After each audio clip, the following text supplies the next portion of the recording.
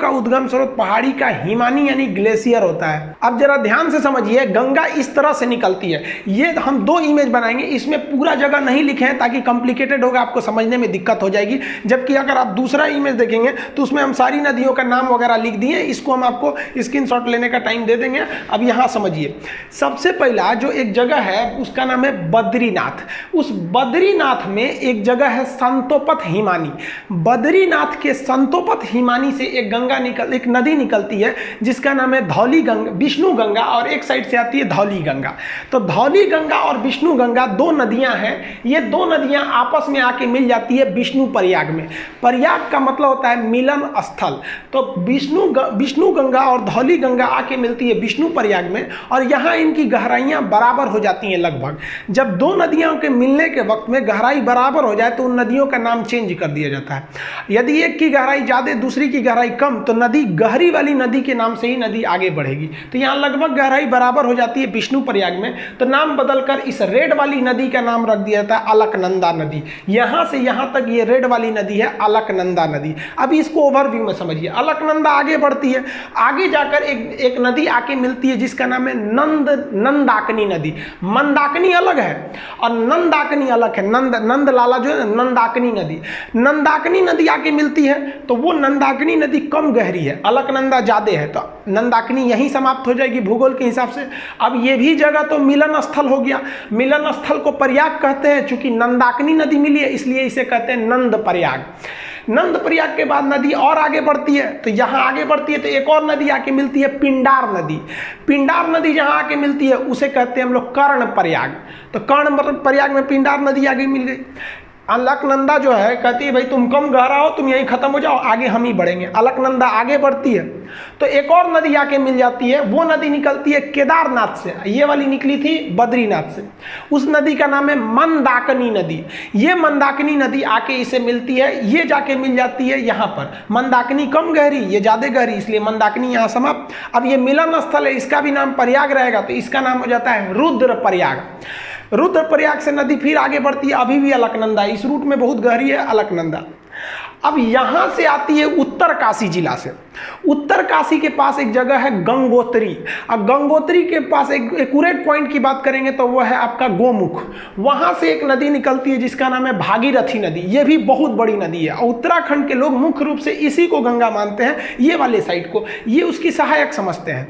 तो भागीरथी निकलती है, तो इस भागीरथी के बीच में एक नदी आके मिल जाती है भिलांगना। छोटी सी नदी है, कहती है भागीरथी चला यहीं पे खत्म हो जा। भिलांगना इसको लेके आगे बढ़ जाती है, और भागीरथी भिलांगना को लेके आगे बढ़ जाती है, और भागीरथी जाके इस अलकनंदा में मिलती है देव प्रयाग के जगह पे, और यहाँ पर दोनों की गहराई लगभग बराबर हो जाती है, तो इसका नाम हो जाता है गंगा। अब आप बताइए, गंगा तो इतनी नदियों से मिल के बना है, अब इसको याद करना बड़ा टफ है, तो उसको तरीका समझिए याद करने का। देखिए, विष्णु भगवान थे, इन्होंने अवतार लिया, तो कृष्ण भगवान का अवतार लिए थे ये। तो बचपन में कृष्ण भगवान का नाम क्या था? यशोदा का नंदलाला, नंदलाल। तो विष्णु भगवान क्या बने? नंदलाल बने। और ये जब बचपन में थे, आगे बढ़े, तो ये हमेशा इनके कान में बाली रहता था। आप देखेंगे कृष्ण भगवान कान में बाला पहनते थे, और गले में उसके बाद रुद्राक्ष की माला। तो लाइन से याद रखिएगा, विष्णु भगवान से याद रखेंगे विष्णु प्रयाग, नंदलाला से याद रखिएगा नंद प्रयाग। कान में बाली पहनते थे तो कर्ण प्रयाग, गले में रुद्राक्ष की माला रखते थे तो रुद्र प्रयाग।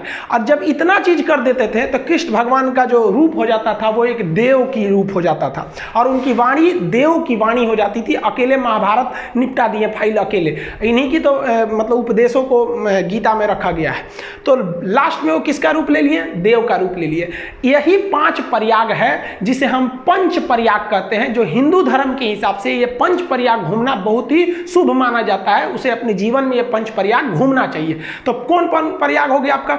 विष्णु भगवान से याद रखिएगा विष्णु प्रयाग, नंद प्रयाग, कर्ण प्रयाग, गले में रुद्राक्ष की माला तो रुद्र प्रयाग, और सकल हो गया इनका किस तरह से देव की भांति इनकी रूप हो गई तो देव प्रयाग। यानी 5 प्रयाग को मिला देते हैं पंच प्रयाग। तो सीक्वेंस आपको याद हो गया। अब पिछले स्लाइड पे चलते हैं। यहां देखिए, ये वाला प्रयाग कौन सा होगा? विष्णु प्रयाग। विष्णु भगवान नंदलाला के रूप में जन्म लेंगे तो नंद प्रयाग, कान में पहनेंगे तो कर्ण प्रयाग, गले में रुद्राक्ष की माला तो रुद्र प्रयाग, और सकल हो जाएगा देव के भांति तो देव प्रयाग। ये नदियां हो गई। अब आप बताइए, देव प्रयाग के आगे गंगा बनती है। तो बीपीएससी में क्वेश्चन पूछा था कि ये भागीरथी तथा अलकनंदा का संगम कहाँ होता है, तो वो होता है आपका देवप्रयाग में। समझ आ गया। अब इसको एक बार दोबारा समझते हैं। संतोपथ एक हिमानी है बहुत बड़ा, वहां से निकलती है धौली गंगा, विष्णु गंगा, कहाँ मिलेगी, विष्णु प्रयाग में। नदी का नाम हो जाएगा अलकनंदा। अगली नदी नंदप्रयाग, नदी का नाम रहेगा नंदाकनी और जगह का नाम हो जाएगा नंदप्रयाग। इसे भी अलकनंदा लेके आगे बढ़ेगी और अलकनंदा में आगे जाके मिलेगी पिंडार नदी। अब की जगह कौन हो जाएगा, कर्णप्रयाग। अलकनंदा फिर आगे बढ़ेगी, मंदाकिनी को ले जाएगी अपने साथ, मंदाकिनी को ले आके मिलाएगी तो हो जाएगा रुद्रप्रयाग। गले में रुद्राक्षी माला हो गई। अब कृष्ण भगवान के पास यही सब तो चीजें थी, अब देव का रूप ले लेंगे। यहाँ पे भागीरथी आएगी अपने साथ भिलांगना को मिलाते हुए और मिल जाएगी देवप्रयाग में, और यहाँ से बन जाएगी गंगा। तो देखिए गंगा तो भाई साहब निकलती ही नहीं है, गंगा नदी बनती है इतनी नदियों से मिलकर। तो अगर आप ग्रुप डी खलासी चपरासी गैंगमैन सफाई कर्मी का एग्जाम देते हैं तो गंगा कहाँ से निकलती है, तो मार दीजिएगा भाई साहब उत्तरकाशी जिला के गंगोत्री के समीप गोमुख से। लेकिन अगर आप बड़े एग्जाम को देते हैं कमीशन लेवल का, पीसीएस यूपीएससी लेवल का, तो इतने छोटे लेवल का वो क्वेश्चन ही नहीं पूछेगा गंगा निकलती कहाँ से, क्योंकि उसको पता है कि भाई साहब गंगा निकलती नहीं है। गंगा एक बहुत बड़ा नदियों का एक पैटर्न है, ड्रेनेज पैटर्न है जिसे समझना पड़ेगा। इसमें हम इन नदियों को लिख दिए हैं, यहाँ पे जो घेरे हुए हैं ये प्रयाग है, विष्णु प्रयाग, नंद प्रयाग, कर्ण प्रयाग, रुद्र प्रयाग, देव प्रयाग, और ये नदियों का नाम लिखे हैं। एप्लीकेशन में जब इसी को पढ़ाएंगे तो इसमें हम आपको याद, क्लास में जैसे याद करा देते थे उसको याद करा देंगे। अब यूट्यूब पे याद थोड़े कराएंगे बैठा के आपको, और इसका पीडीएफ और नक्शा में हम आपको इसको भरवाते थे। याद करिए जब उत्तराखंड का नक्शा मतलब मैप के क्लास में पढ़ाते थे तो ये तो पूरा चीज आपको बता देते थे। अब इसमें दो तीन चीजें अलग से आप जान लीजिए। भिलांगना नदी जैसे आके भागीरथी से मिलती है तो इसके संगम के समीप ही बनाया गया है टिहरी बांध।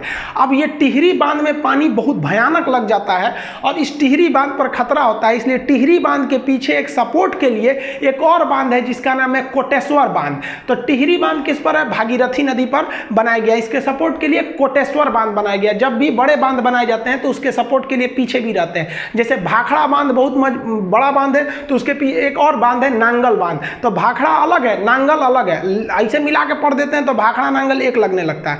अब दोनों बांध की कैटेगरी अलग है, दोनों में कौन ज्यादा ऊंचा है उसको समझिए। देखिए उत्तराखंड का जो टिहरी बांध है ये तो भागीरथी पर स्थित है, और पंजाब का जो भाखड़ा नांगल बांध है वो किस पर है, सतलज नदी पर। अब दोनों बांध की कैटेगरी अलग अलग है। ये बांध 260 मीटर है ऊंचा, कहीं कहीं आपको 255 देगा, तो 260 मीटर ऊंचा है, तो ये जेन्युइन है ऊंचा है। ये वाला बांध जो है वो थोड़ा कम ऊंचा है, 225 मीटर ही ऊंचा है। लेकिन दोनों बांध की कैटेगरी अलग अलग है। जैसे कोई लड़का है 6 फीट का और कोई लड़की है 5 फीट की, आपसे पूछा जाए सबसे ऊंची लड़की कौन है, तो इसको थोड़ा कहिएगा कि 6 फीट का, भाई साहब तो कैटेगरी अलग होगा, लड़की में तो 5 फीट को रखना पड़ेगा।